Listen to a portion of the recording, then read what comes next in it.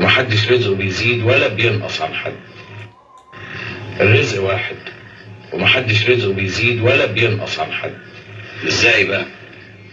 وإن تعدوا نعمة الله لا تحصوها. نعم ربنا علينا كتير وكلها أرزاق متقسمة بعدل وحلم. بص لنفسك وراجع حسبتك، هتلاقي روحك واخد حقك بالكامل. واخد حقي بالكامل؟ أيوه.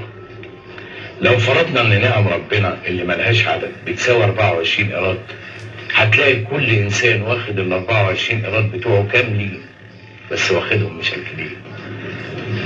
مشكلين ازاي؟ تلاقي اللي واخد 10 قراريط مال على 7 صحة زائد زوجة صالحة على 2 علم و4 راحة بال، يبقوا كام؟ يبقى 24.